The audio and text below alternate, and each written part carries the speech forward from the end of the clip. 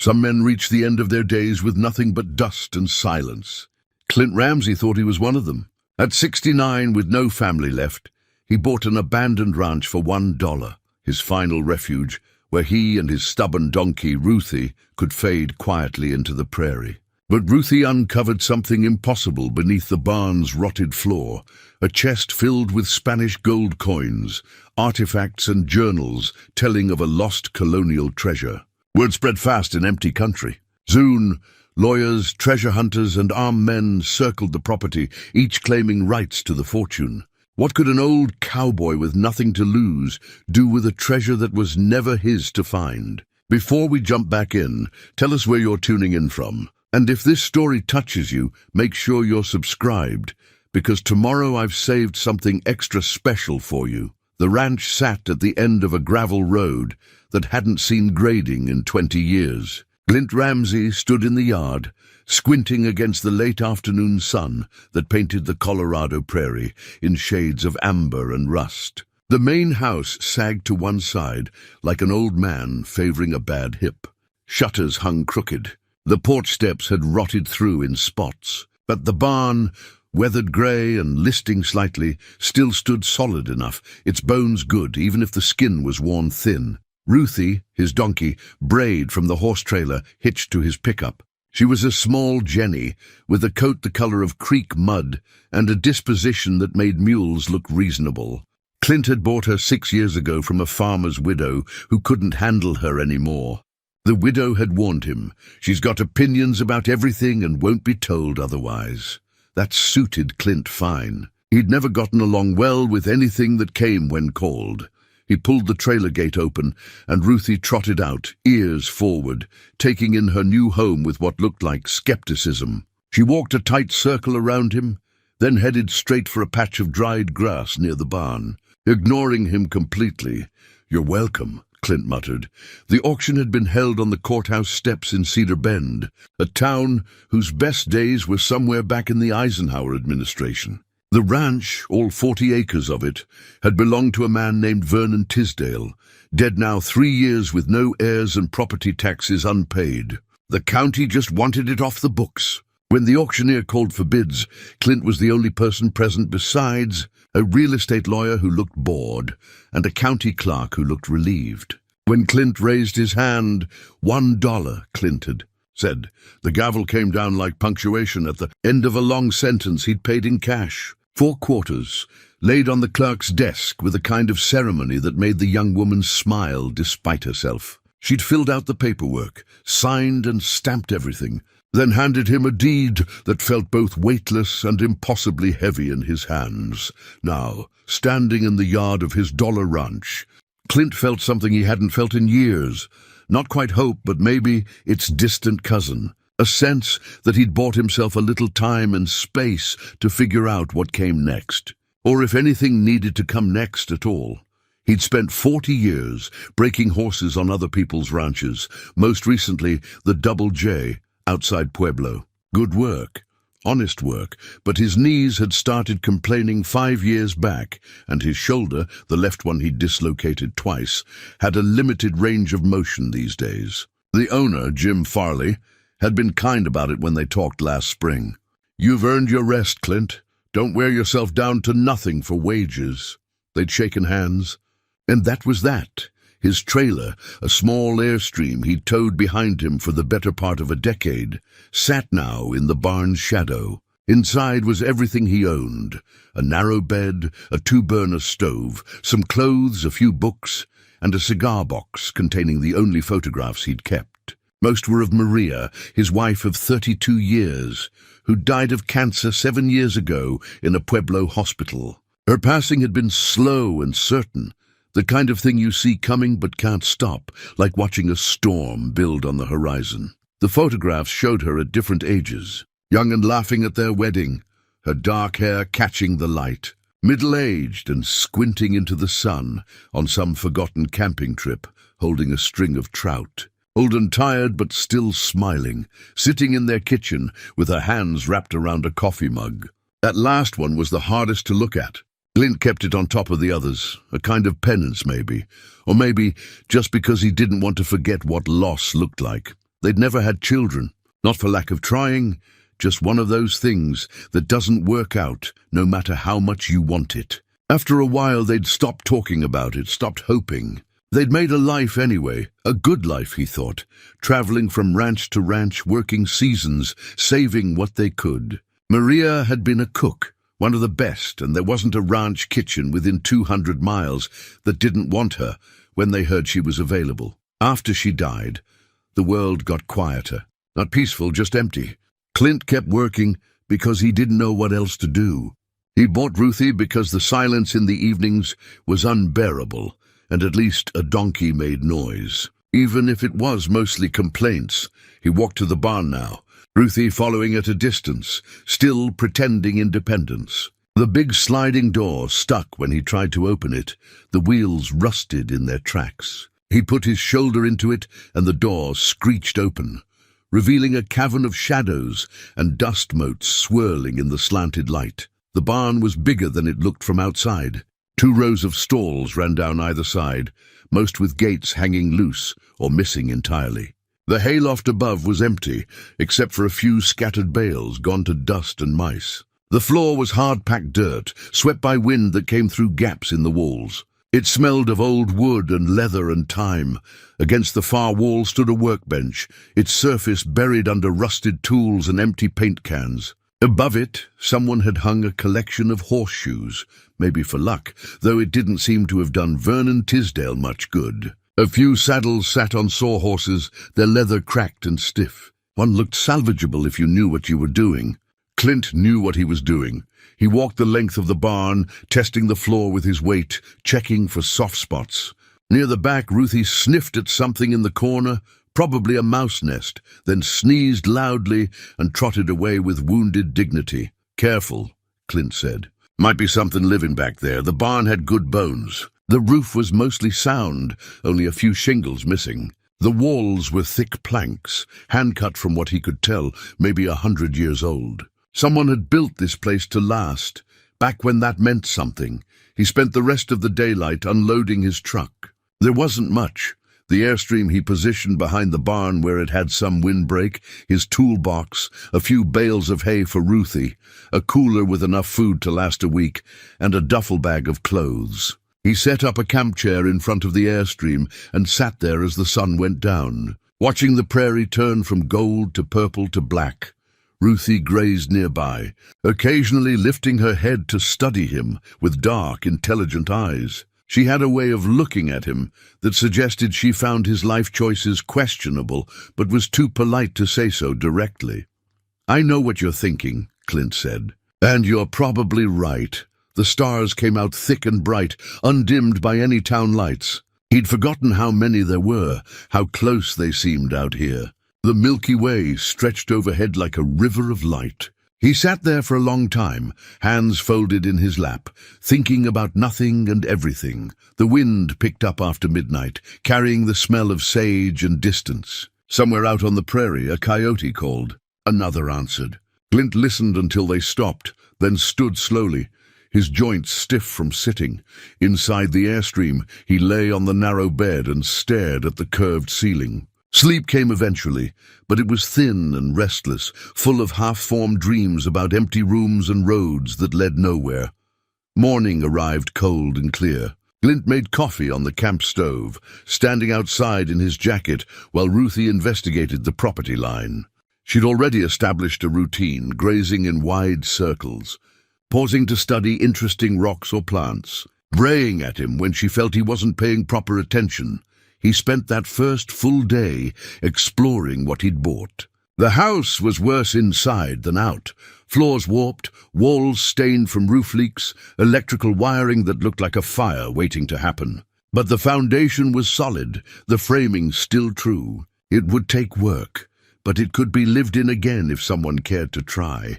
The well still functioned, pulling up cold, clear water that tasted of minerals and stone. That alone made the dollar worthwhile. Water was life out here, always had been.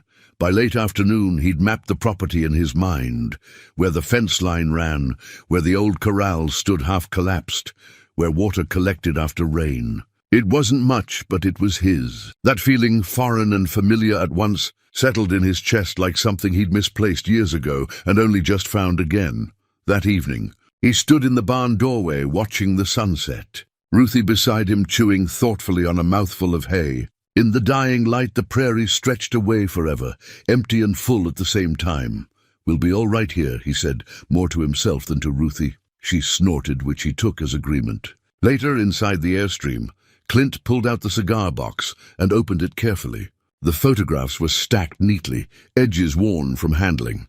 He found the one he was looking for, Maria at their wedding, her face bright with joy. He'd been 24 then, she was 22. Neither of them had any idea what was coming, what they'd face together, what they'd lose and find along the way. He set the photograph on the small shelf above his bed where he could see it, then closed the box and put it away. Outside, the wind sang through the barn's gaps and spaces, a low note that sounded like memory. He closed his eyes and let it carry him towards sleep, Ruthie's soft breathing audible from where she'd bedded down just outside the trailer. For the first time in years, Clint Ramsey felt like he might be exactly where he belonged. The prairie darkness wrapped around them both, patient and eternal, holding its secrets close, while somewhere deep in the earth beneath the barn, treasure older than memory waited for morning light. The discovery happened on the third morning.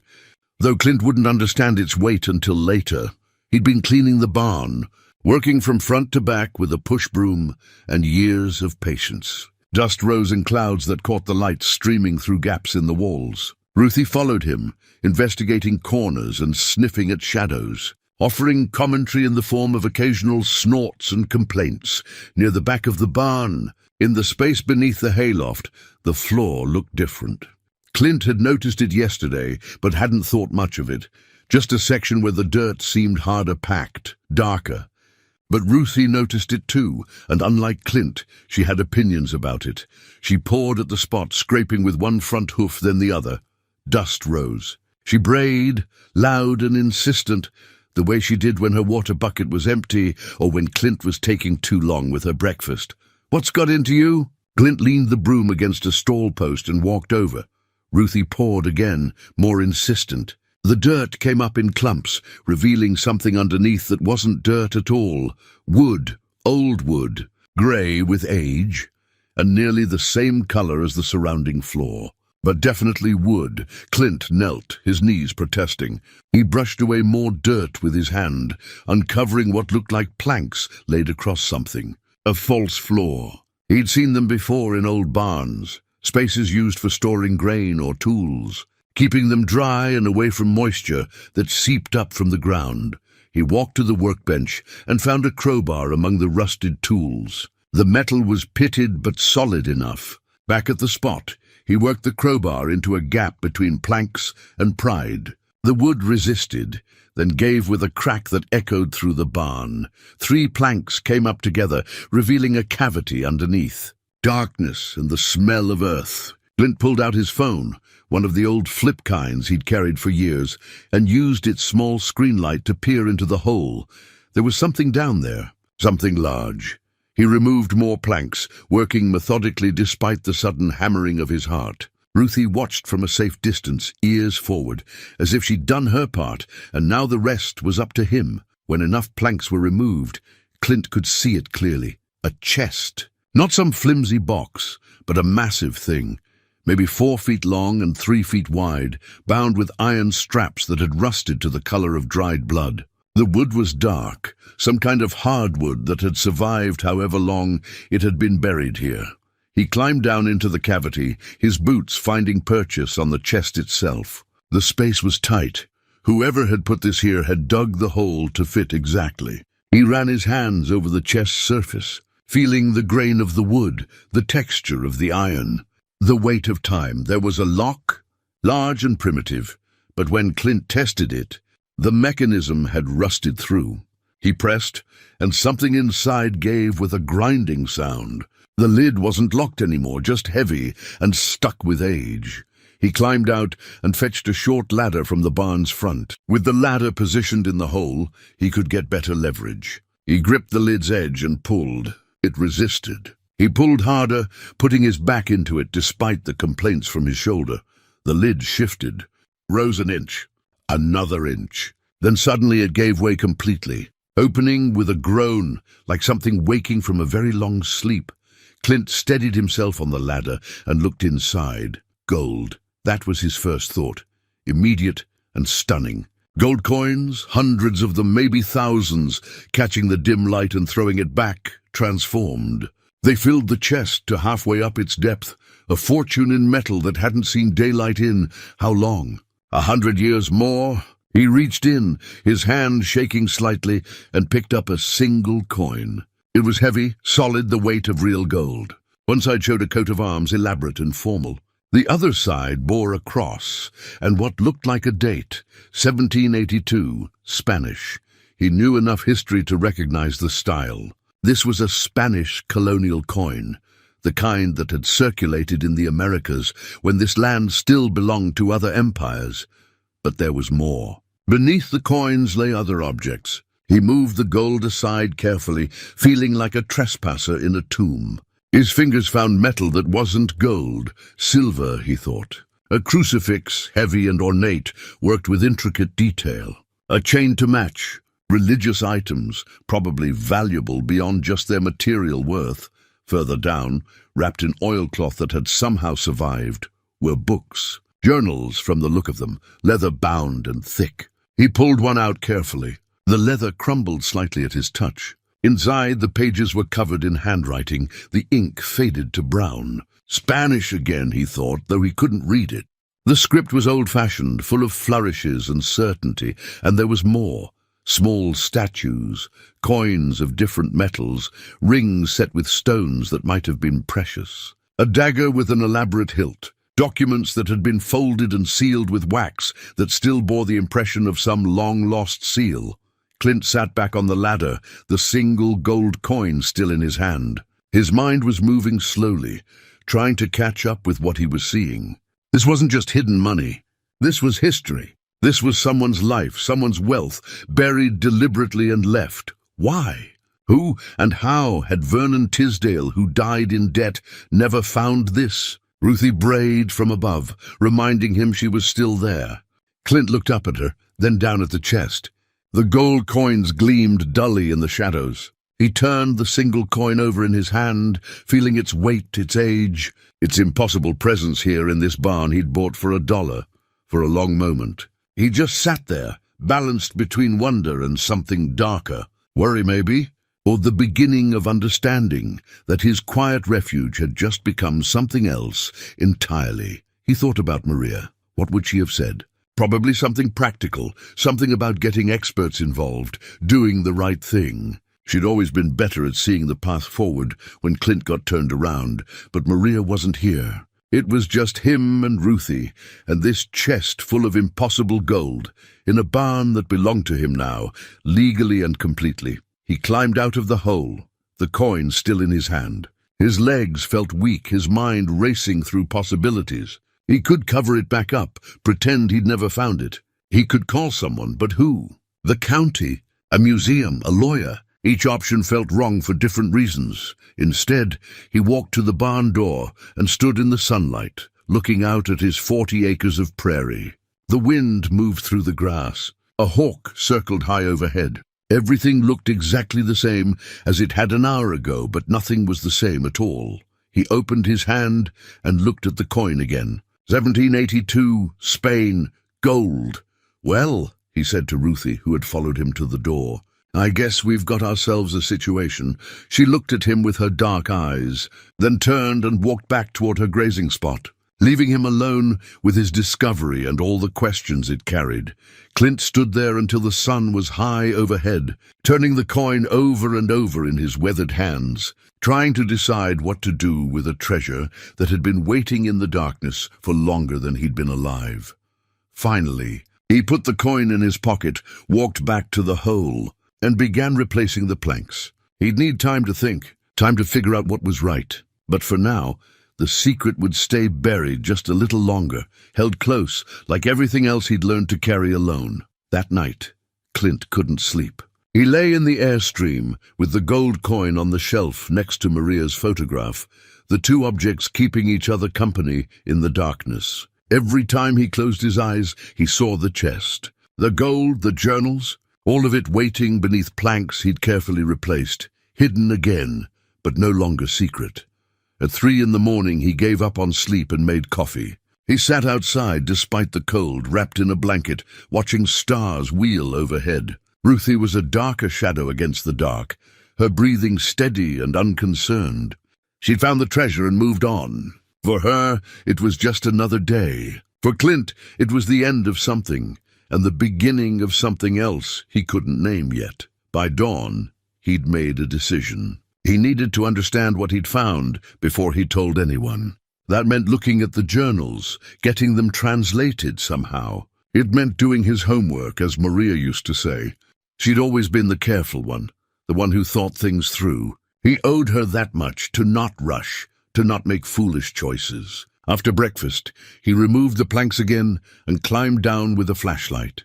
The gold coins caught the light and held it, but he ignored them now. They were money, that was all. Important, yes, but not the story. The journals, those might tell him something useful. He selected the one that looked most intact, wrapped still in oilcloth that had somehow kept moisture away. The others he left for now. One thing at a time. That was how you got through life when you were 69, and your body reminded you daily that it had been used hard. In the daylight, sitting at his camp chair with the journal in his lap, he unwrapped the oilcloth carefully. The fabric fell away in pieces, brittle with age. The journal underneath was leather, cracked but whole. He opened it slowly, supporting the spine. The writing inside was precise, the script ornate. Spanish, definitely. The ink had faded to brown, but was still readable, at least to someone who could read Spanish. Clint could recognize maybe a dozen words, the kind you picked up working ranches, where half the crew spoke Spanish better than English. But this was old Spanish, formal Spanish, nothing like what he'd heard around campfires and bunkhouses. He turned pages carefully, looking for anything he might understand. Dates maybe, names, numbers there, a name. Don Felipe Esteban de Cortés. It appeared several times on the first few pages, always with the same formal phrasing before and after. This was his journal then, his record. Further down, another name, Santa Fe. Clint recognized that one. And the date, Septiembre 1782, September 1782, the same year as the coin. That couldn't be coincidence. He turned more pages. Maps, roughly drawn but detailed. Rivers, mountains, landmarks he couldn't identify. And more text, pages and pages of it, telling some story Clint couldn't read, but he knew someone who could. Tom Benally ran a feed store in Cedar Bend and had taught high school Spanish for 30 years before retiring. Clint had met him at the auction, though they hadn't spoken beyond a nod. Tom's store was small, dusty, filled with the smell of grain and leather. And Tom himself was usually behind the counter reading, novels in Spanish, newspapers from Mexico, anything he could get his hands on. Clint had shopped there once already, buying feed for Ruthie. Tom had been friendly enough, asking questions about the ranch, welcoming him to the area. Maybe he'd be willing to help with the translation. Maybe, but that meant bringing the journal to town, meant showing someone. And once you showed someone, the secret stopped being secret. Clint sat with that thought for a long time, the journal open in his lap. The wind moved through the prairie grass. Ruthie grazed nearby, occasionally glancing his way as if checking on him. "What do you think?" he asked her. She ignored him, focused on a particularly interesting patch of weeds. Finally, he closed the journal and wrapped it back in its oilcloth. Not all the way. The fabric was too damaged, but enough to protect it. He put it in the truck's glove compartment, locked it, then stood there with his hand on the door handle trying to decide. The responsible thing was to tell someone official. Call the county, or maybe the State Historical Society. Let experts handle it. But the moment he did that, it would stop being his. Men in suits would arrive. Questions would be asked. The land might be seized, or the treasure claimed by someone with a better legal argument. He'd be left with nothing again, just him and Ruthie and 40 acres that suddenly felt less like refuge and more like burden.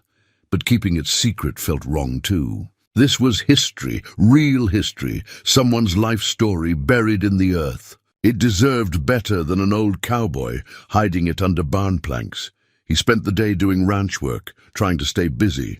He patched fence. He cleared brush from around the house.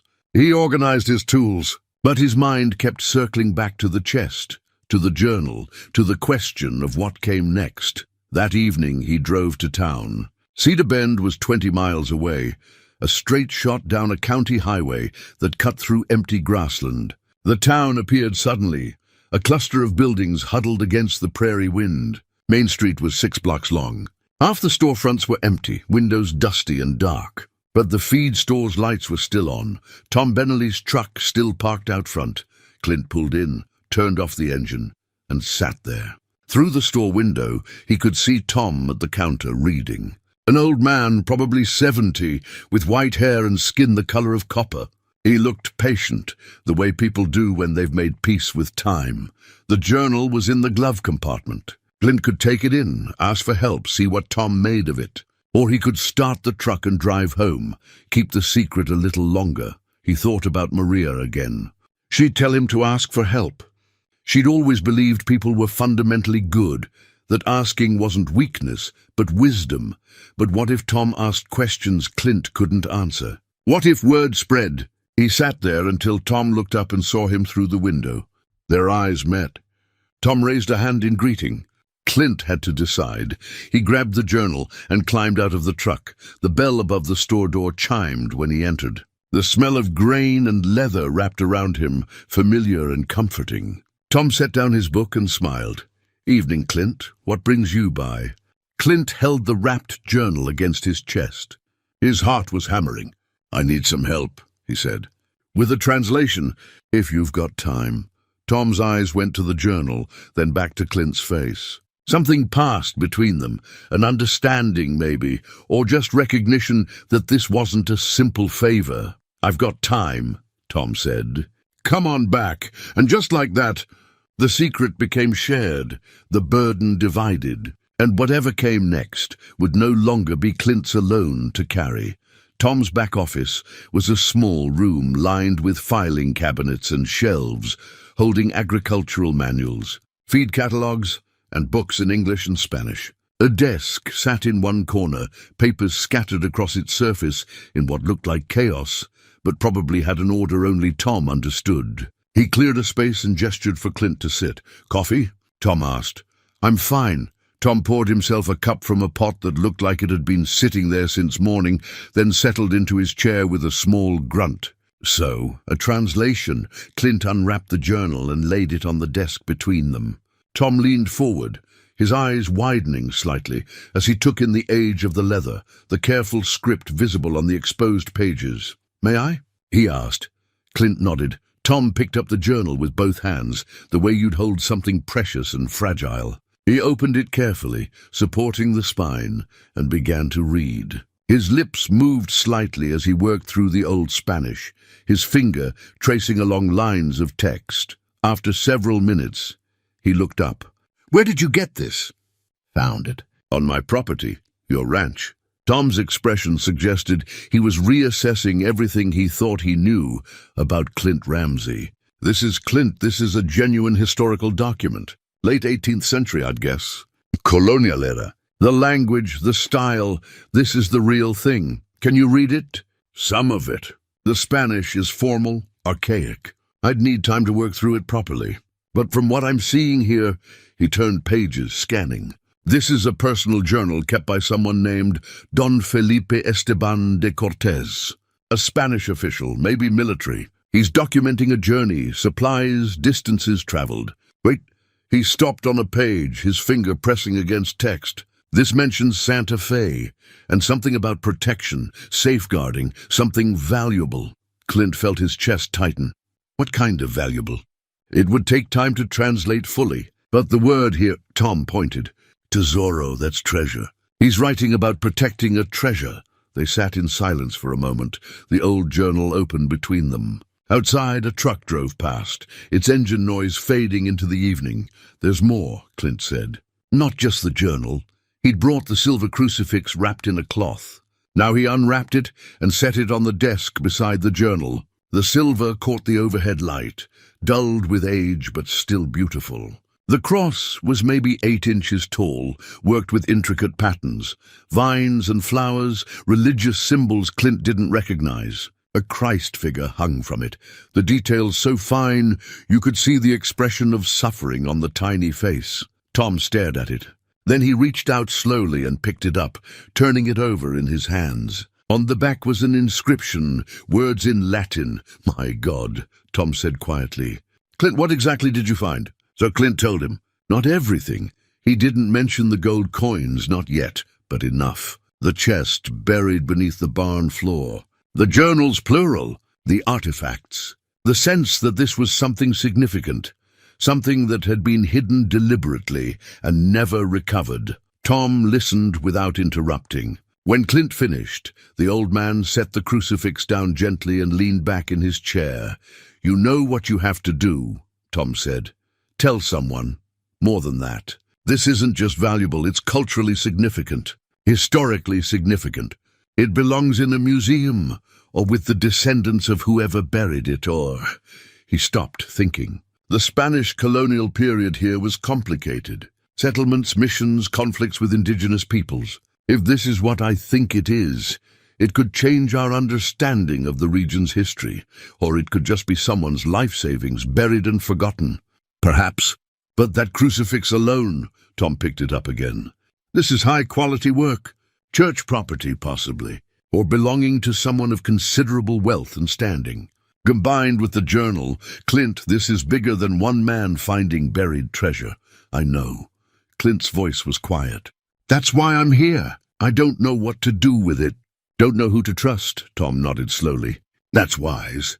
Once word gets out, and it will get out, you'll have every treasure hunter, lawyer, and government official within 500 miles on your doorstep. Some with legitimate claims, others just circling. So what do you suggest? First, let me translate what I can of this journal. It might tell us where the treasure came from, who it belonged to, why it was buried.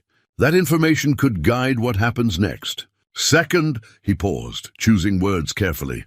You need legal advice, real advice, from someone who specializes in property law and historical finds. Because the moment this becomes public, questions of ownership will get complicated fast. Clint had known this was coming, but hearing it said out loud made it real in a way it hadn't been before. I just wanted a quiet place to finish my days, I know. And I'm sorry this landed on you. But it has, and now you have to decide what to do with it. The responsible thing. The right thing. Those aren't always the same thing. No, Tom agreed. They're not. They talked for another hour. Tom made notes, jotting down questions he'd need to research. Clint agreed to let him keep the journal for a few days to work on a translation. The crucifix Clint took back. He wrapped it carefully and tucked it inside his jacket. When he left, full dark had fallen over Cedar Bend. The street was empty, most businesses closed. His truck sat alone under a streetlight, looking small and old. He climbed in, started the engine, and sat there for a moment before pulling out. Tom had said the responsible thing like it was obvious, like there was a clear path forward. But Clint had lived long enough to know that responsibility and clarity rarely kept company. The drive back to the ranch was quiet. No radio, the truck was too old for that. Just the sound of the engine and the road beneath the tires. He thought about Maria, about what she'd say if she was sitting beside him now. She'd probably agree with Tom. Do the right thing, she'd say. Let the experts handle it, but the experts would take everything. They'd excavate the barn, catalogue the treasure, cart it off to some climate-controlled archive where it would sit in boxes until someone wrote a paper about it. And Clint would be left with nothing but his 40 acres and the memory of what might have been. Was that fair? He'd bought the land legally. Everything on it, under it, was his. That was how property worked, except it wasn't that simple. It never was. When he got back to the ranch, Ruthie was waiting by the barn door. She brayed at him, annoyed that he'd been gone so long. He gave her fresh water and hay, then stood in the barn doorway looking at the spot where the planks covered the chest. Tomorrow, Tom would start translating. Soon, They'd know more about Don Felipe Esteban de Cortés and his treasure. And then decisions would have to be made. But tonight, standing in his barn with his donkey beside him, Clint felt the weight of ownership settle across his shoulders like a yoke. He'd wanted simple. He'd gotten complicated. And there was no going back to the way things were before Ruthie started pawing at that suspicious patch of dirt. He touched the crucifix through his jacket, feeling its shape. Then he walked to the Airstream, locked the door behind him and tried to sleep despite knowing he wouldn't. 3 days later, Tom called. Not on Clint's cell phone. Clint had never given him the number, but through a note left at the ranch gate. "Come to the store when you can. I've got something." No signature needed. Clint found the note when he drove out to check the mailbox, a rusted metal thing leaning on a post at the end of his driveway. He read it twice, then drove straight to town. Tom was waiting, the journal open on his desk, along with several sheets of paper covered in neat handwriting. His face was serious, the kind of serious that meant the news wasn't simple. "I've translated about a third of it," Tom said without preamble. "Enough to understand what happened, or at least the version Don Felipe wanted to record." He handed Clint the handwritten pages. "I wrote it out in English for you. But the short version is this. Don Felipe was a treasury official for the Spanish colonial government in Santa Fe. In 1782, there were increasing conflicts with various indigenous groups and concerns about American expansion from the east. The Spanish government decided to consolidate certain valuable assets and move them to more secure locations. "The treasure," Clint said. "Yes. According to the journal, Don Felipe was entrusted with a portion of the colonial treasury. Gold coins, religious artifacts, official documents, and ordered to transport it south to El Paso del Norte. But they ran into trouble. Comanche raids, if I'm reading this correctly. His escort was killed or scattered. He was wounded, separated from the main group. And he made a decision." Tom turned pages in the journal until he found what he was looking for. Here there's a map, crude but detailed enough. He buried the treasure and marked the location. Look, the map was hand-drawn in ink that had faded to sepia. Rivers, mountains, distances marked in leguas, Spanish leagues. And there in one corner a symbol, a cross inside a circle, with an arrow pointing to text that read, "Aquí descansa el tesoro de la corona." Here rests the crown's treasure.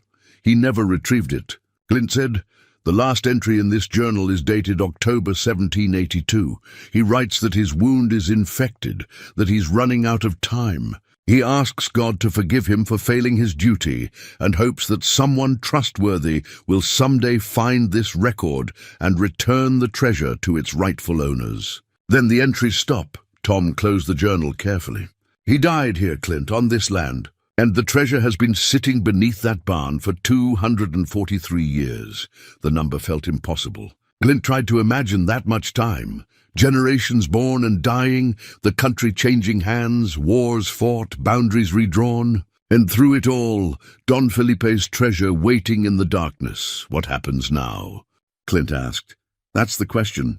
Legally, the treasure might belong to Spain or Mexico or the United States government, or the state of Colorado. There are precedent cases, treasure trove law, antiquities regulations, international agreements. It's complicated, very complicated, but I own the land, you do, and that matters. But found treasure, especially treasure with historical provenance, has different rules. You'd need lawyers, probably several kinds, and once this becomes public, who else knows?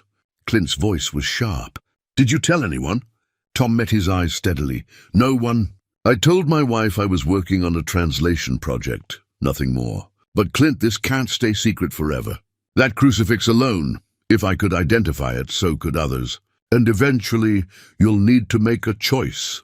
They sat in silence. Outside, Cedar Bend went about its quiet business, trucks passing, doors opening and closing, the ordinary rhythm of a small town that had no idea what was being discussed in the back office of its feed store. There's something else, Tom said. Something I didn't mention yet. Clint waited. The journal mentions Don Felipe had a family, a wife, a daughter, both in Santa Fe waiting for him to return. Their names are here, Maria de Cortes, and a daughter named Isabel. He writes about them often, especially toward the end, about how he failed them, how they'll never know what happened to him. The name Maria hit Clint like a physical thing. His wife's name, a coincidence, nothing more, but it felt like some kind of message. If they have descendants, Tom continued, living descendants who could prove their connection, that could complicate ownership even further. But it might also be the right thing, to know what happened to their ancestor, to understand his story. You're saying I should find them?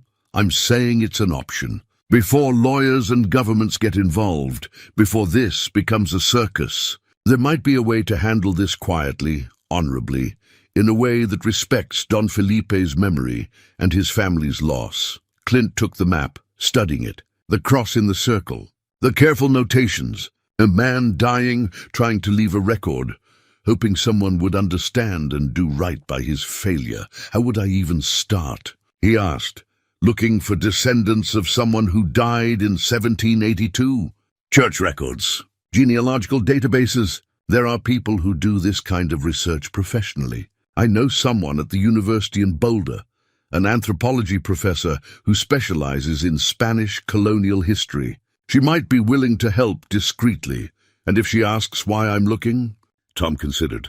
Tell her you found the journal, nothing else, that you're trying to understand its historical context. It's not a lie, but it wasn't the whole truth either. And every person who knew was another chance for word to spread, for the secret to become public. Still, the idea appealed to Clint in a way he couldn't fully explain. Finding Maria and Isabel's descendants, telling them what happened to Don Felipe, maybe even giving them something of his, the journal perhaps, or one of the artifacts. It felt right in a way that lawyers and government claims didn't.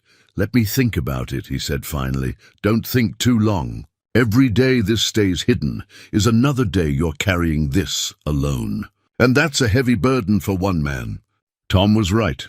The weight of the secret had been growing since that first moment when Ruthie pawed at the floor and revealed what lay beneath. Now it felt enormous, pressing down on Clint's shoulders, filling his thoughts even when he tried to focus on other things. On the drive back, he stopped at a pullout overlooking the prairie. The sun was setting, painting the grass gold and red. He got out and stood there, the map in his hand, trying to imagine Don Felipe standing somewhere nearby 2 centuries ago, wounded and desperate, burying his charge and praying someone would find it. Well, someone had. And now that someone had to decide what to do with the prayer, sent forward through time, Clint folded the map carefully and put it in his jacket pocket next to the crucifix. 2 artifacts now, 2 pieces of Don Felipe's story. How many more were in that chest? How many pieces of his life, his duty, his failure? When he got home, Ruthie was waiting. She brayed at him, demanding dinner as if nothing had changed. And in her world, nothing had. She didn't care about treasure or history or the weight of responsibility. She cared about hay and water and the occasional patch of good grass. Clint envied her that simplicity.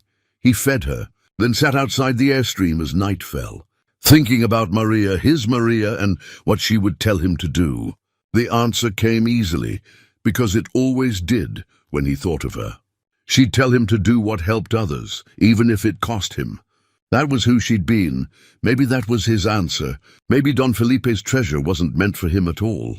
Maybe it was meant to pass through his hands to others, to descendants who deserved to know their ancestors' story, to museums that could preserve and share it, to anyone except a lonely old cowboy who just wanted some quiet and found instead a puzzle 200 years in the making. He looked up at the stars. The same stars Don Felipe had died under, and made his decision. The man arrived on a Tuesday afternoon, driving a black SUV that looked too new and too clean for the dusty roads around Cedar Bend. Clint was working on the fence line when he saw the vehicle turn onto his property, raising a plume of dust that hung in the still air. He set down his post-hole digger and walked to meet the vehicle at the yard. Ruthie followed at a distance, ears forward, suspicious of visitors. The man who climbed out was younger than Clint by maybe 20 years, wearing jeans and a polo shirt that suggested weekend casual but cost more than Clint's entire wardrobe. He had the kind of face that smiled easily but didn't mean it. Professional, calculated. Mr. Ramsey. Clint Ramsey? The man extended his hand. Clint shook it, noting the soft palm, the manicured nails. Not a working man's hand. That's me, Rick Holloway. I'm an acquisitions specialist with Heritage Ventures. We're a company that helps people who've discovered historical artifacts navigate the often complicated process of authentication and sale.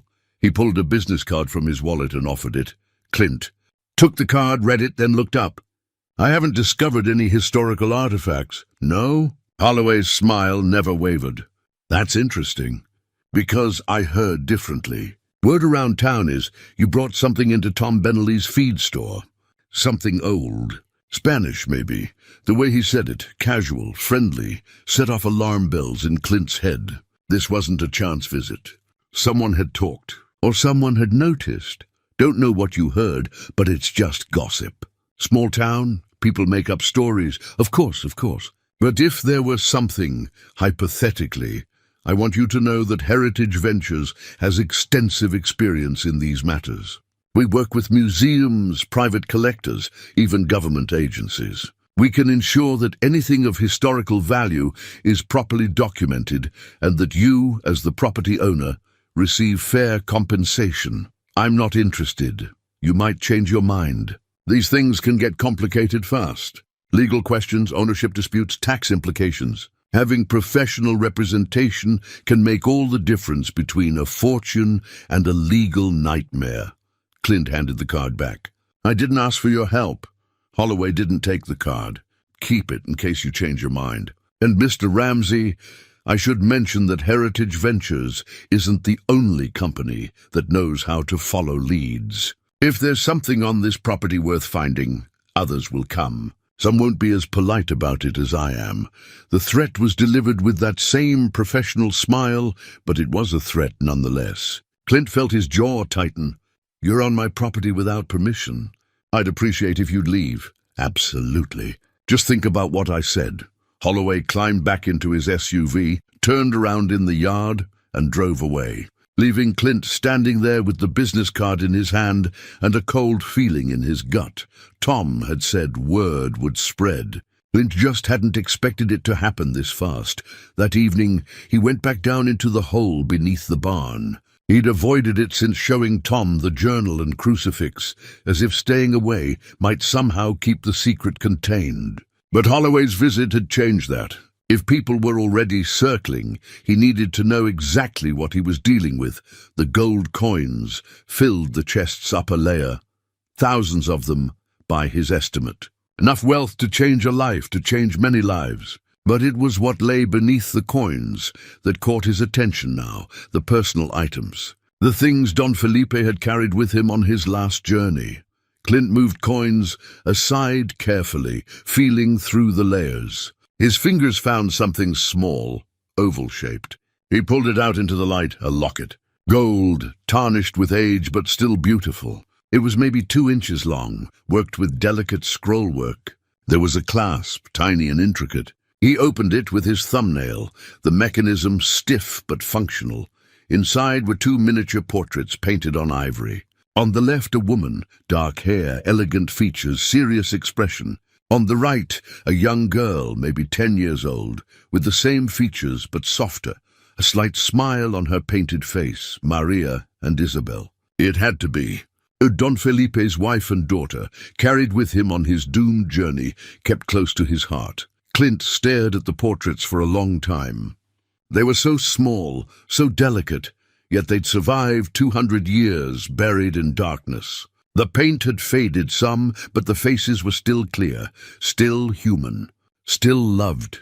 He thought about Don Felipe dying somewhere on this land, the locket in his possession, or maybe buried with the treasure, meant to be returned to these women who waited for him.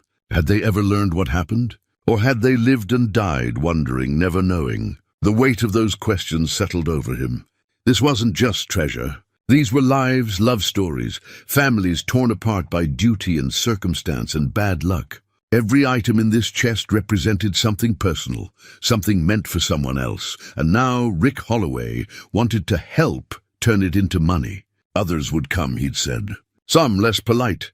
Clint closed the locket and climbed out of the hole, taking it with him. He replaced the planks, brushed dirt over them, made it look undisturbed. Then he walked to the airstream, with the locket held carefully in his hand. Inside, he set it on the shelf next to Maria's photograph. The two Marias, separated by centuries and continents, both waiting for men who couldn't come home. The parallel wasn't lost on him. He called Tom that night on his cell phone. Tom answered on the third ring, his voice alert despite the late hour. "Someone came by," Clint said. "Heritage Ventures." "Rick Holloway." Tom was quiet for a moment. "I didn't tell anyone, Clint, I swear to you. I believe you. But someone saw something or heard something." "Word's out. What did he want?" "To help me sell whatever I found." Made it sound like there'd be others less friendly. "There will be. Treasure hunters, mostly. The kind who don't care about history or legality, just the value. You need to be careful. Maybe install some security cameras, or I could just tell everyone the truth. That there's nothing here. After Holloway's visit, they'll never believe you now. They'll assume you're hiding something, which you are." Clint closed his eyes. Every choice seemed to lead further into a maze with no clear exit. "What about that professor you mentioned? The one at Boulder? Dr. Carmen Reyes. You want me to reach out to her?" "Yeah, tell her I found a journal and some artifacts. That I'm trying to understand their historical context. See if she can help track down descendants of the Cortez family. But Tom, be careful what you say. I don't want this getting bigger than it already is."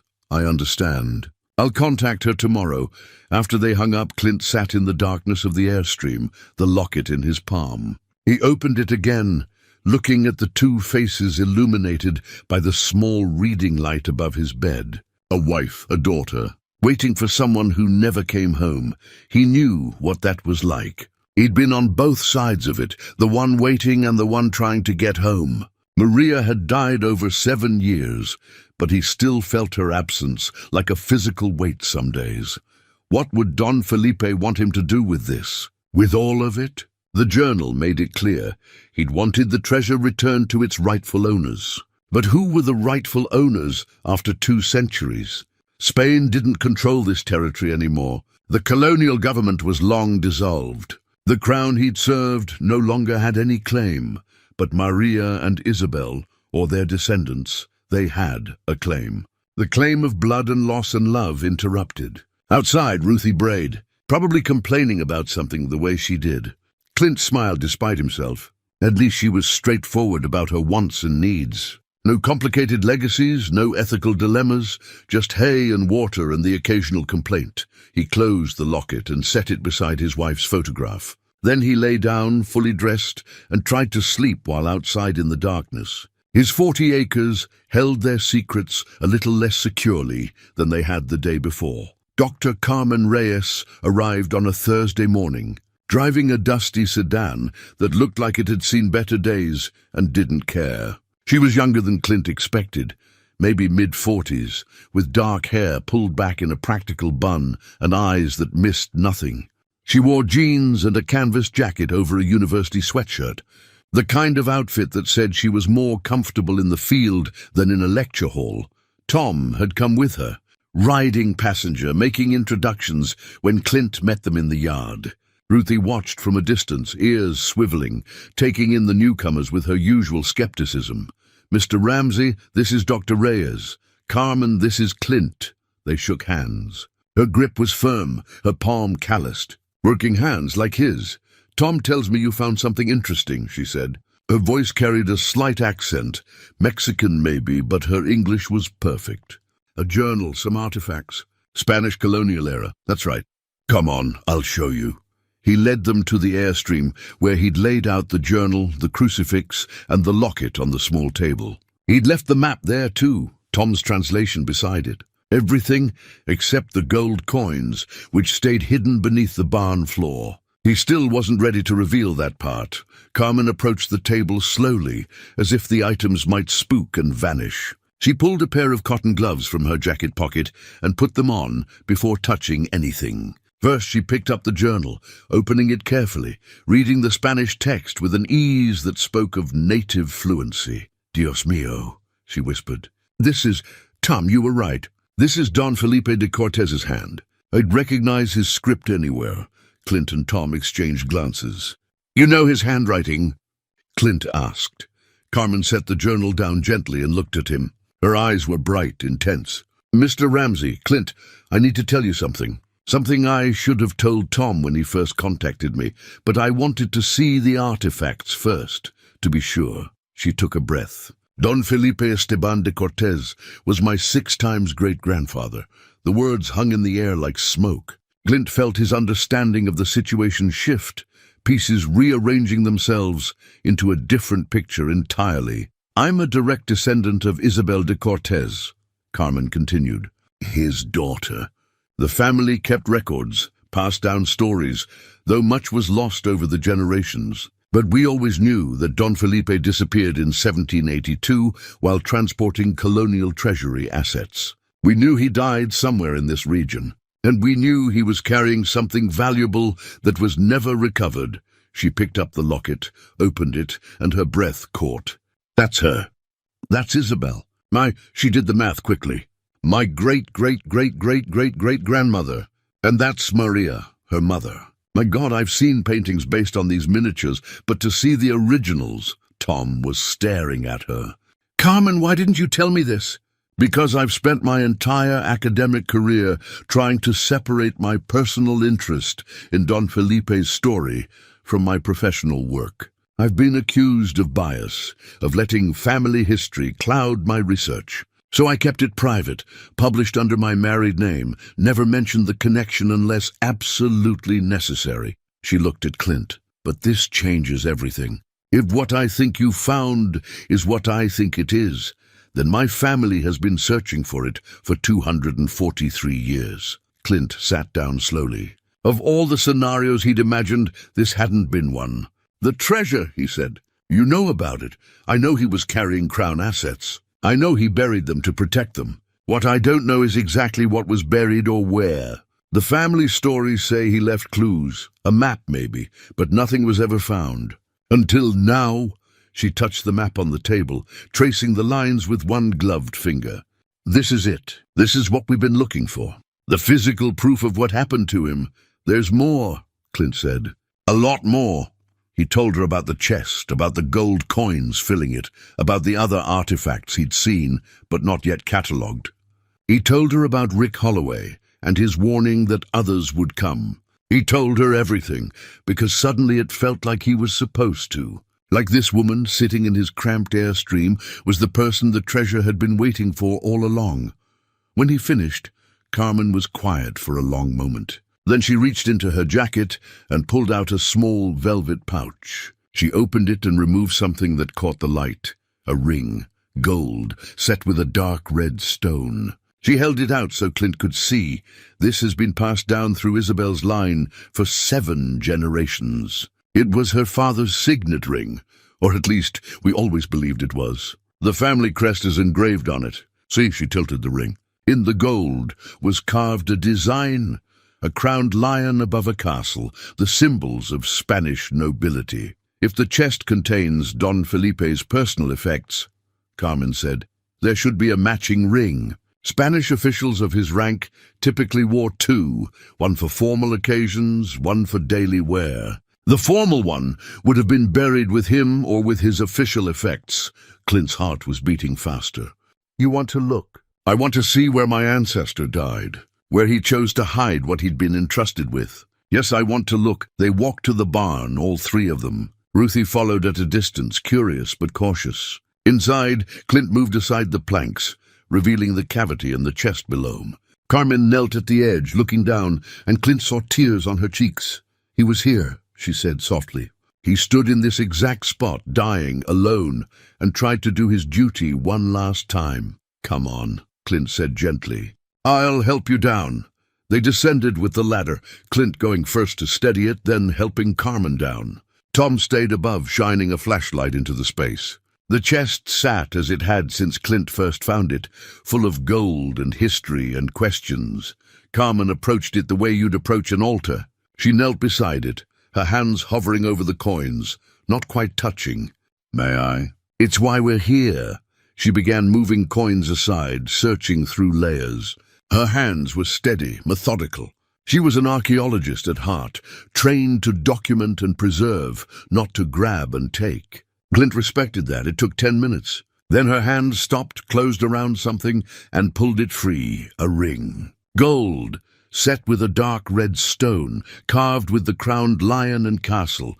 She held it up next to the ring she'd brought. They were identical. Matching sets separated for 2 centuries, now reunited in a dusty barn in Colorado. "It's real," she whispered. "It's all real. Everything my family believed, everything we passed down, it was true." She looked at Clint, and in her eyes he saw something he recognized, the weight of carrying someone else's story, the burden of memory passed down through generations. "What happens now?" he asked. "I don't know. Legally, this is complicated. The treasure might belong to Spain, or to the United States, or to Colorado, or to you as the property owner. But morally," she held up the ring, "morally, some of this belongs to my family. Not the crown assets, maybe, but the personal effects. The journal, the locket, things that were his, meant for his family. They're yours," Clint said. "The personal things. Take them," Carmen shook her head. "It's not that simple. Once we report this, and we have to report it, everything will be seized as evidence. It'll be tied up in courts for years, maybe decades. Museums will fight for it. Governments will claim jurisdiction. Treasure hunters will contest ownership. So we don't report it," Clint said. Tom from above said, "Clint, you can't." "Why not? If the family's been looking for it for 200 years, if Carmen's the direct descendant, why shouldn't she have what belongs to her? The rest, the crown assets, the official treasure, that's different. But the personal items, those are hers by right." Carmen was looking at him with an expression he couldn't quite read. "Surprise, maybe, or hope. You'd do that? Risk legal trouble to give a stranger her family's history? You're not a stranger. You're the person this was meant for." He gestured at the chest, at the barn, at everything. "I bought this place for $1 because I wanted peace and quiet. Instead, I found your family's story. I think that means something." She was crying openly now, not bothering to wipe the tears away. "I don't know what to say. Say you'll help me figure out how to do this right. How to give your family what's theirs and handle the rest responsibly. Tom says there's legal ways, careful ways. We find them together." Carmen nodded, still clutching both rings. "Together," she agreed. And in that moment, standing in a hole beneath a barn, holding pieces of a puzzle that had waited 2 centuries to be solved, Clint felt something shift. This wasn't just about treasure anymore. It was about bringing a story full circle, about giving closure to grief that had echoed through generations. It was about doing what Don Felipe had asked for in his final journal entry, finding someone trustworthy to make this right. Maybe Clint Ramsey, 69 years old, with nothing left to lose, was that person after all. They worked through the night, the 3 of them, documenting everything in the chest. Carmen had brought camera equipment, professional grade, along with archival gloves, cotton swabs, and labels. She handled each item with reverence, photographing it from multiple angles, making notes in a leather journal that looked well used. Clint had never seen anyone work with such focus. She barely spoke, just moved methodically through the chest's contents, building a catalogue of history, one artifact at a time. Tom assisted, holding lights, passing tools, occasionally reading aloud from documents they found. And there were documents, lots of them. Near the bottom of the chest, wrapped in oilcloth that had kept them surprisingly dry, were official papers bearing wax seals. The royal seal of Spain, still visible after 2 centuries. Carmen's hands trembled when she uncovered them. "These are transport orders," she said, reading by flashlight. "Signed by the colonial governor. They authorized Don Felipe to transport crown assets from Santa Fe to El Paso del Norte. They list everything, the gold count, the religious artifacts, even the documents themselves. This is provenance. This is proof. Proof of what? Clint asked. That this treasure isn't just random valuables someone buried. It's part of the official historical record. Spain kept meticulous accounts. These documents will match entries in colonial archives in Madrid, in Mexico City. They make everything traceable, legitimate. Tom leaned in to look. So this helps with ownership? In a way. It proves the treasure belonged to the Spanish crown, but Spain ceded this territory to the United States in 1819 under the Adams-Onis Treaty. So technically, any Spanish government assets became U.S. property. But there are international agreements about cultural heritage and... She stopped, rubbing her eyes. It's complicated. Very complicated. And these documents make it more so. They worked until dawn, started graying the sky outside the barn. By then, Carmen had photographed everything. Catalogued approximately 8,000 gold coins, dozens of artifacts, and 12 official documents along with Don Felipe's personal journal. We need to make copies, she said, sitting back on her heels. Everything. The photographs, my notes, scans of the documents.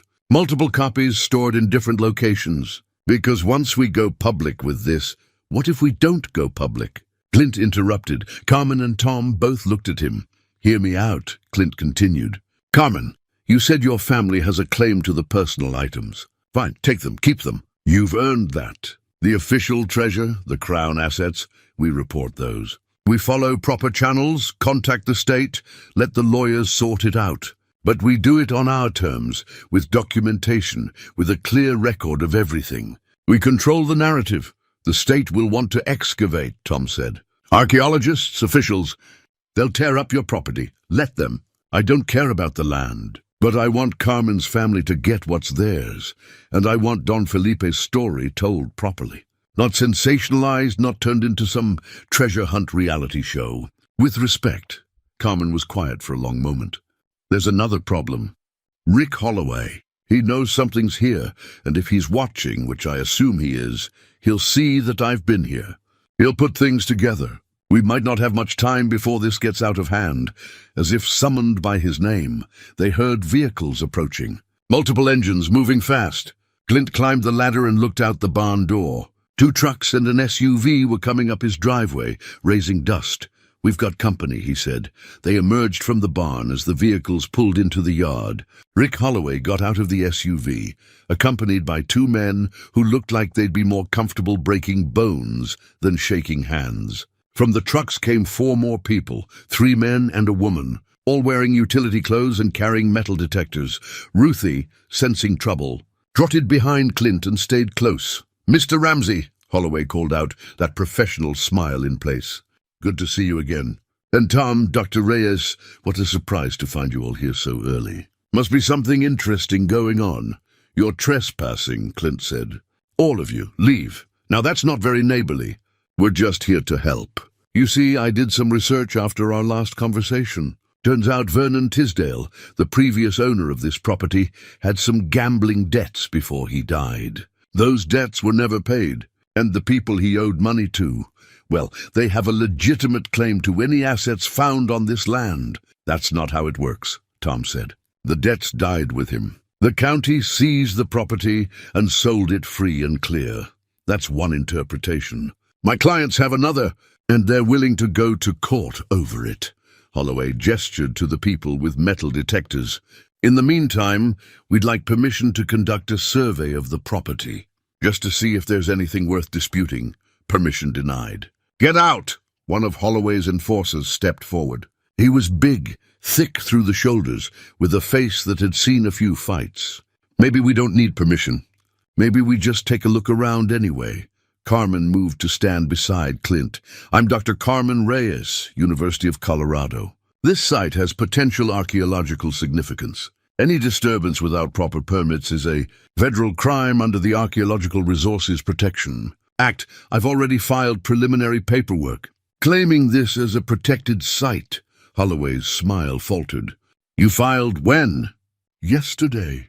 As soon as I confirmed there were colonial-era artifacts present. So unless you want to deal with federal charges, I suggest you leave now. It was a bluff. Carmen had told them she hadn't filed anything. But she delivered it with such confidence that even Clint almost believed her. Holloway studied them for a long moment, calculating.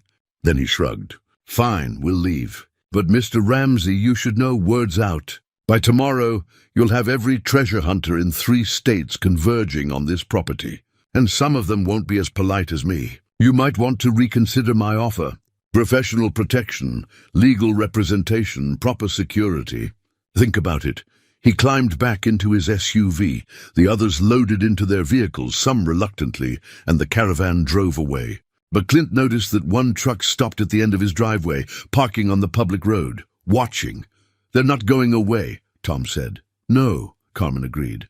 They're not. And I wasn't bluffing about filing the paperwork. I need to actually do that now, today. But it'll take time to process, and until then we're sitting ducks, Clint finished. He looked at the barn, thinking about what lay beneath its floor. 8,000 gold coins, priceless artifacts, documents that could rewrite part of colonial history. All of it protected by nothing more than old wood and one old man with a stubborn donkey. We need a plan, he said. They went back to the Airstream. Carmen opened her laptop and started typing rapidly, filling out digital forms for the Archaeological Resources Protection Act filing. Tom called a lawyer he knew in Denver, someone who specialized in property law and historical finds. And Clint sat and thought. The treasure couldn't stay hidden. That was clear now. Too many people suspected. Too many interests were circling. But how it came to light mattered. Who controlled that moment mattered. He thought about Don Felipe, dying on this land, with his duty unfulfilled. He thought about Maria and Isabel, waiting for a husband and father who never returned. He thought about Carmen, carrying her family's grief through 7 generations. And he thought about his own Maria, who'd always told him to do what helped others, even when it cost him something. An idea formed. Risky, maybe foolish, but it felt right. Carmen, he said, how long would it take you to move the personal items? The journal, the locket, the ring, anything that was Don Felipe's privately. She looked up from her laptop. An hour, maybe 2. Why? Because I think we separate things. Tonight you take the personal items. Quietly, carefully, no one sees. They go with you to Boulder, into university archives, protected. Your family's heritage preserved. Tomorrow morning I call the state. I tell them I found Spanish colonial crown assets on my property. I show them the official documents, the photographs you took. I do it by the book publicly, so it can't be buried or stolen. And the gold? Tom asked. The gold gets counted, catalogued, turned over to whoever has legal claim. I don't want it. Never did, Clint. That treasure's worth millions. I could die rich and alone, or I could do something that matters. I choose the second. Carmen was staring at him. You'd really do this? Give up any claim to your share. What share? I paid $1 for 40 acres. Everything else is extra. But doing it right, helping you get your family's story back, making sure Don Felipe's final wish gets honored, that's worth more than gold. The room was quiet, except for the hum of Carmen's laptop. Outside, the sun was fully up now, bright and warm. Ruthie brayed, demanding her breakfast. Life continued, ordinary and extraordinary, all at once. Okay, Carmen said finally. Okay, tonight we do it your way. But Clint, if this goes wrong, if they catch us moving artifacts before the official claim is filed, then it goes wrong. But at least we tried to do it right. Tom stood. I'll help. We'll need boxes, packing material. And we should move your truck behind the barn, out of sight from the road. If they're watching, Clint said. So we act normal. You two leave now in Carmen's car, like you're heading back to town. Come back after dark. Park a mile away and walk in. Meanwhile, I go about my business like this is just another day. They worked out the details. Meeting time, approach route, what to pack first. Carmen would bring proper archival boxes and materials. Tom would bring his truck parked safely away to transport everything. They'd work fast, be gone by midnight. It was a plan built on hope and improvisation, the kind that could fall apart at any moment. But it was their plan, made with good intentions and respect for history. And sometimes, Clint thought, that had to be enough. The day passed with agonizing slowness. Clint worked around the property, repairing fence, moving hay, doing everything he normally would. The truck parked at the end of his driveway didn't move. Twice, other vehicles drove by slowly, their occupants studying his land. Word was spreading, just as Holloway had promised. Carmen and Tom left mid-morning in her car, making no effort to hide their departure. Clint watched them go, knowing they'd be back after dark. Until then, he had to act like nothing unusual was happening. Ruthie seemed to sense his tension. She stayed closer than usual, following him from task to task, occasionally pressing her muzzle against his shoulder in what might have been reassurance. He scratched her ears absently, grateful for the company. "Just you and me holding down the fort," he told her. Like always, evening came slowly, the sun taking its time, painting the prairie in shades of gold and amber. Clint made dinner in the Airstream, beans and cornbread, simple and filling, then sat outside watching the sky darken. The truck at the end of the driveway had been replaced by a different vehicle, same purpose. They were watching in shifts now, professional. At 10:30 his phone buzzed, a text from Tom. "In position." Clint waited 15 minutes, then walked to the barn as if doing a final check before bed. He turned on no lights, moved through the darkness by memory and moonlight. Inside, he removed the planks from the floor one last time. Two shadows appeared at the barn door. Carmen and Tom, both dressed in dark clothes, carrying empty backpacks and archival boxes. They moved quickly and quietly, practiced in their silence. "Any trouble?" Clint whispered. "Clear so far," Tom replied. They descended into the cavity, with flashlights covered with red filters to preserve night vision. Carmen had a checklist, items she'd identified as Don Felipe's personal effects rather than crown property. She worked through it methodically. The locket, the matching signet ring, personal correspondence, a small religious medal, a knife with his initials carved in the handle. "There," she said, pointing. "That leather case." Clint pulled it out carefully. It was small, maybe 5 inches square, the leather cracked but intact. He handed it to Carmen, who opened it with reverent care. Inside was a prayer book, handwritten in Spanish. The pages were vellum, thin as tissue, covered in the same script as the journal. But this was more intimate. Prayers, personal reflections, verses copied out by hand. On the inside cover was an inscription. "Para mi amado esposo con todo mi amor, Maria, for my beloved husband with all my love, Maria." His wife gave him this, Carmen whispered. He carried it with him. Her voice broke. She closed the prayer book gently and held it against her chest. They packed everything carefully, each item wrapped and cushioned. The work took longer than planned. There were more personal effects than Carmen had anticipated. A pocket watch, letters, a small portrait of Don Felipe himself painted on copper. Each one a piece of someone's life, carried on a doomed journey. "That's everything on the list," Carmen said finally. "We should go." They were climbing the ladder when they heard it, vehicles approaching. Multiple engines, moving fast without headlights. Clint's heart hammered. He looked at Tom and Carmen, saw his own fear reflected in their faces. "Go," he said. "Out the back." "I'll stall them, Clint, go!" Carmen and Tom ran for the barn's rear door, carrying the boxes between them. Clint climbed out of the cavity and moved to the front entrance just as 3 trucks roared into his yard, their headlights flooding everything with harsh white light. Men poured out, 8, maybe 10, all carrying flashlights and tools. Rick Holloway wasn't among them. These were the less polite types he'd warned about. Treasure hunters, the real kind, the ones who didn't care about laws or history, just the value of gold. "Evening," Clint said, stepping into the barn doorway. His voice was steady despite his pounding heart. "You boys are trespassing."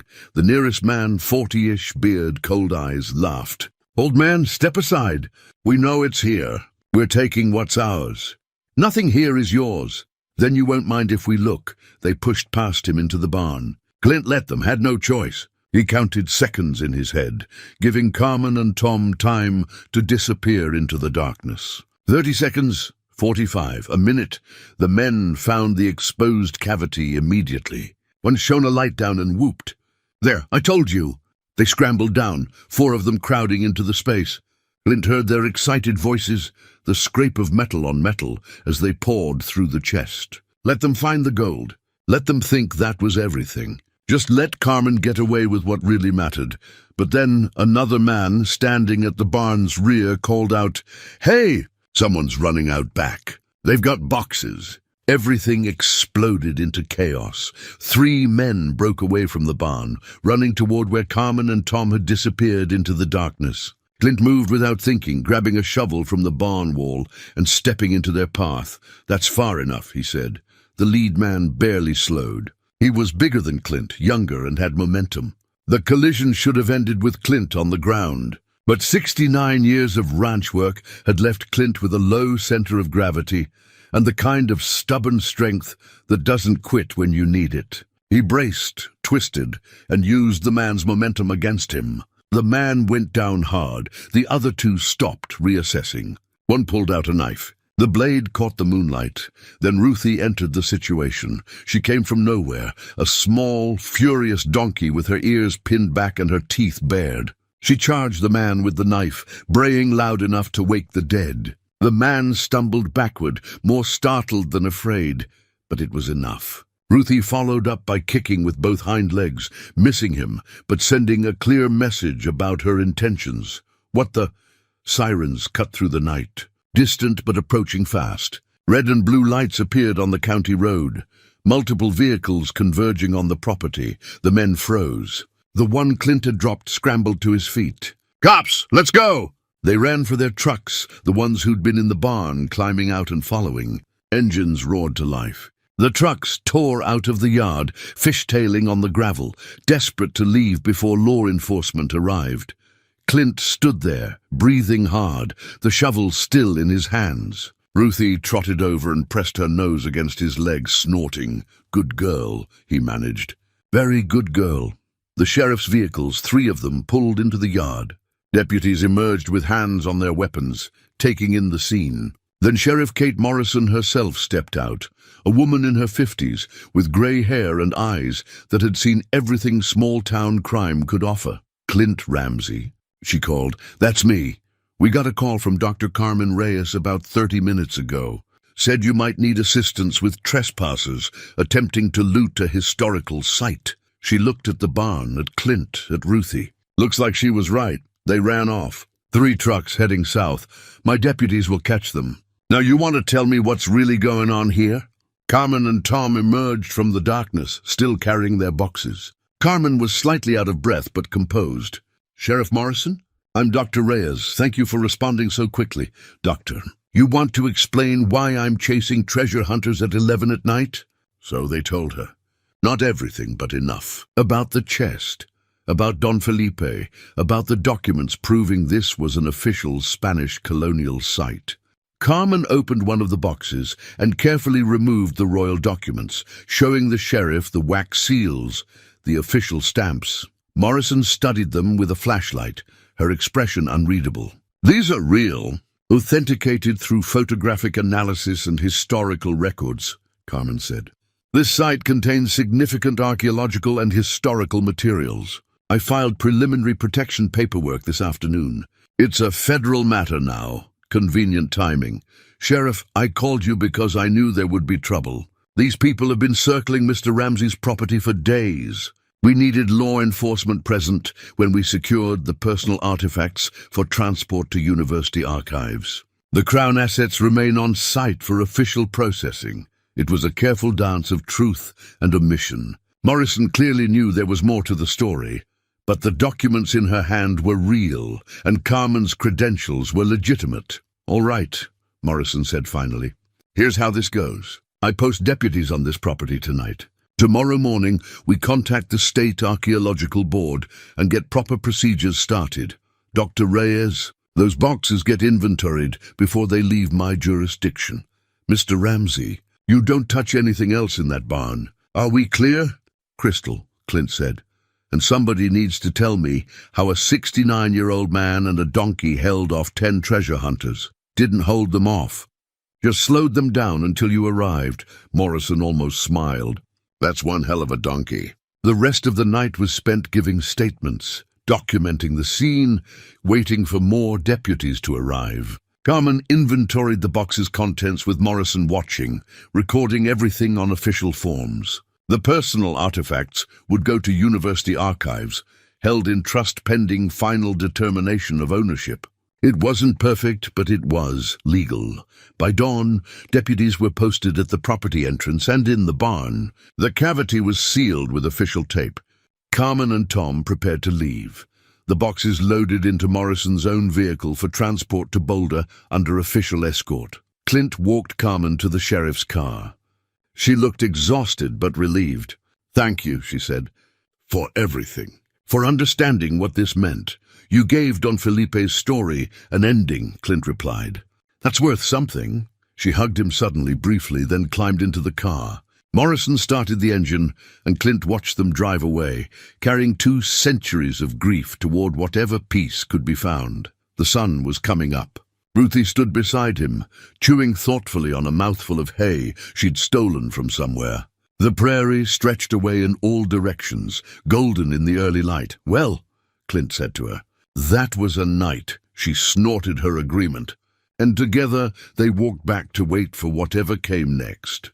6 months later, Clint stood in the same barn doorway, watching the prairie turn gold in the afternoon light. The cavity beneath the floor had been properly excavated by state archaeologists, documented and photographed and emptied. The gold coins, all 8,217 of them, had been counted, catalogued, and removed to secure storage in Denver, while lawyers and governments argued over ownership.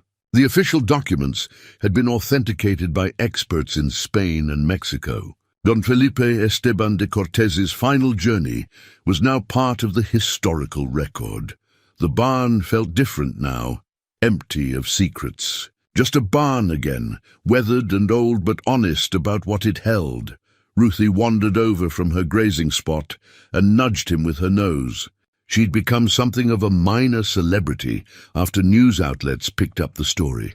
A heroic donkey defends historical treasure, and Clint had received offers to sell her for amounts that made him laugh out loud, as if he'd ever let her go. "You're staying right here," he told her, scratching between her ears. "Even if they offered me $1 million, she snorted, clearly unimpressed with hypothetical millions. His phone rang, Carmen's name on the screen. He answered, wedging the phone between his shoulder and ear while he worked on untangling a lead rope. "Clint, I have news. The university's press office is making an announcement tomorrow. The Spanish government has formally acknowledged the treasure as part of their colonial heritage, but they're not claiming ownership. They've agreed to let it be split between the University of Colorado for research and preservation and the State Historical Society. A portion will be used to fund Native American cultural preservation programs, recognition that the colonial period affected indigenous peoples most of all." "That's good," Clint said. "That's right.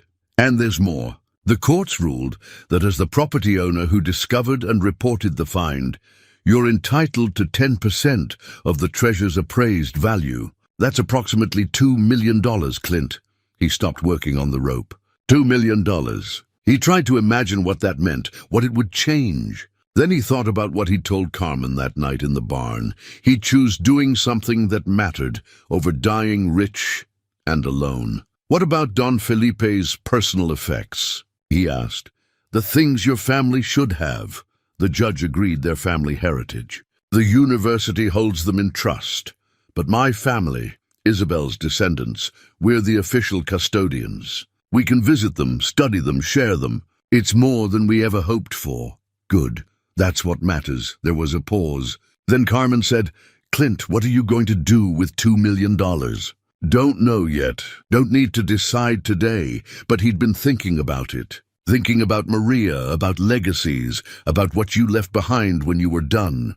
$2 million could do a lot of good if you let it. Fund scholarships, maybe.